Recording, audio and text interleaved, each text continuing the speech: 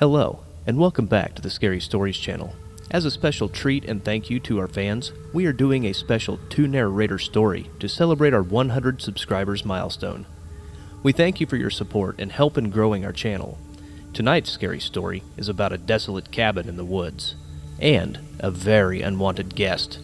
So, without further ado, let's begin. My wife and I recently purchased a cabin in the mountains. She went there last Friday to clean. I stayed home to get some work done over the weekend. I didn't think much of it at first, but for some reason, I wasn't able to call or text her. I did, however, randomly receive voicemails. I assumed her cell service was spotty. You have one unheard message. First unheard message. Hey, it's me. It's so beautiful up here. I cannot wait until you see it. The cabin is pretty dirty, so I better get to work. Love you. First skipped message. I hope everything's okay. Why aren't you answering my calls? It's been storming non-stop here. Oh, by the way, I think the roof is leaking. There's a puddle on the kitchen floor, but it's weird. There's no water on the second floor above it. I don't really understand that. Oh well, that's your job. I miss you. I'll talk to you later. Answer my call next time. I found this message strange. I checked the weather forecast for the area, and I did not see any chance of rain. 0% all weekend. I tried to call a couple more times. Although her phone rang all the way through, it eventually went to voicemail. Record your message after the tone. No calls or texts back. I left a message. Around 3 a.m. I woke up to my cell phone chiming. It was another voicemail from my wife. Seriously, why are you not calling me back? I'm starting to get worried. My phone says it has a good signal. I tried to drive into town today, but the bridge is flooded. I don't think these storms are ever going to stop. Also, I'm starting to get scared.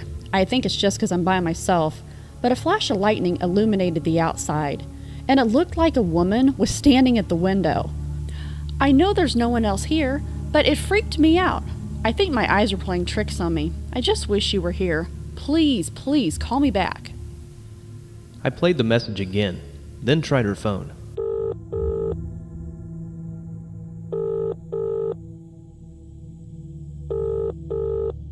No answer. I was starting to panic. I loaded my car and headed toward the cabin. It was a 4-hour drive. I would be able to get there right at sunset. On my way, my phone chimed again. Another message.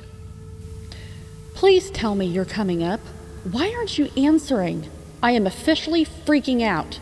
The bridge is still flooded and I cannot get out of here. I tried the sheriff's department, but no one answered. The phone just kept ringing. Remember how I thought I saw a woman in the window last night? I went outside this morning and there were bare footprints leading up to the window. I followed them into the woods. They led to this huge hole right in the middle of the ground. I'm really scared. I'm going back into the cabin and locking myself in. My heart and mind were racing. I was getting closer, and the sun was starting to go down. I accelerated my car and tore through the back roads. Dark rain clouds formed overhead. I looked at the clock. I still wasn't making as good of time as I hoped. I was an hour out, and the sun had set. Large raindrops splashed against my windshield. My phone chimed again. I could hear a storm in the background. My wife spoke in a mixture of sobs and whispers. My stomach turned.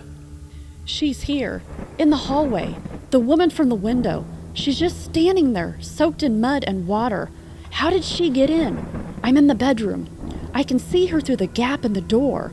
Oh my God, what do I do? She's getting closer. The whole cabin smells like death. Please help me, please. The message ended there. My heart felt like it was going to explode. I came to the bridge. Although the rain stopped, the water was still too high. I pulled over and waded through. The bridge was just a 1/4 of a mile from the cabin. I sprinted the entire way. I burst through the front door and yelled my wife's name. Sonia! The floor of the cabin was covered in sporadic splotches of black water.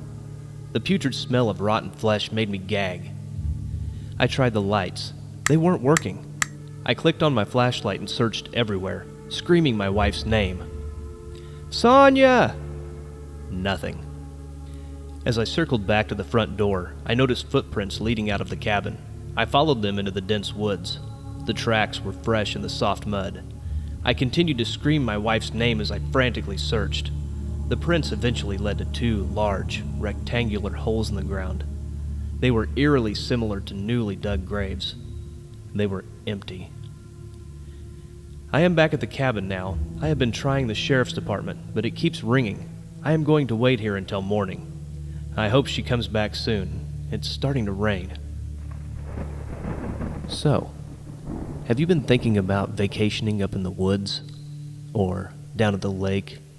Being out in the middle of nowhere away from everyone? Sounds relaxing, doesn't it? But could there be anything else out there? These are some good thoughts to ponder as you are going to sleep tonight. So as always, good night, sleep tight, from the Scary Stories channel.